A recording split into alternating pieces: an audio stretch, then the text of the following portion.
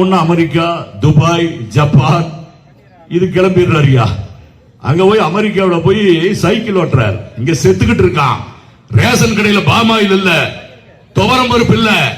இவர் அந்த நாள் முதல் இந்த நாள் இப்படி ஓட்டினே போறாங்க.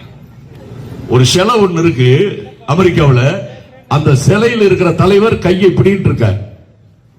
ஏன் அப்படி வச்சாருன்னு அந்த தலைவனுக்கு தான் தெரியும். இந்த மூதேவி போய் முன்னால நின்றுகிட்ட அந்த தலைவர் முன்னால, இதற்குத்தான் நீங்கள் வாக்களித்தீர்களா? மக்களை கேட்கிறேன்.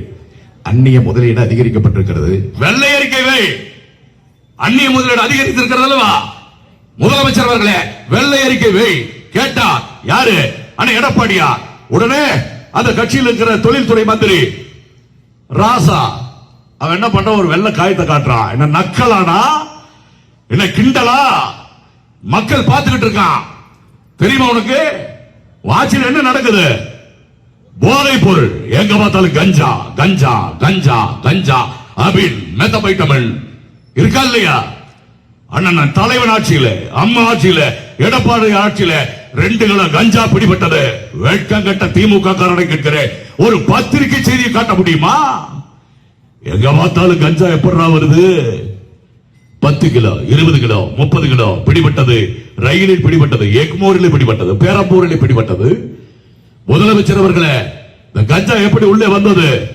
பள்ளி பிள்ளைகள் கையிலே பொட்டலாம். வருங்கால தூண்கள் பிள்ளைகள். அந்த பள்ளிக்கூடத்தில் இருக்கிற பிள்ளைகள் கஞ்சா. எந்த ஆட்சியினுடைய சாதனை? அந்த பிள்ளைகள்லாம், இந்த இளைஞர்கள் எல்லாம் கஞ்சாவை குடிச்சிட்டு அவனுக்கு 3 வயசு குழந்தைன்னு தெரியல, 90 வயசு கிழவின்னு தெரியல, மேயறான். கேவலம் இல்லையா? இதற்கு யார் காரணம்? இந்த கஞ்சா வந்ததுக்கு யார் காரணம்? ஒன்றை நான் சொல்ல விரும்புகிறேன். இதே தமிழ்நாடு போலீஸ். இந்த போலீஸை கையில் வைத்துக் கொண்டுதான் அன்றைக்கு கஞ்சாவை தமிழ்நாட்டில் நுழைய விடாமல் பார்த்துக் கொண்ட தலைவர் எங்கள் எடப்பாடியார்.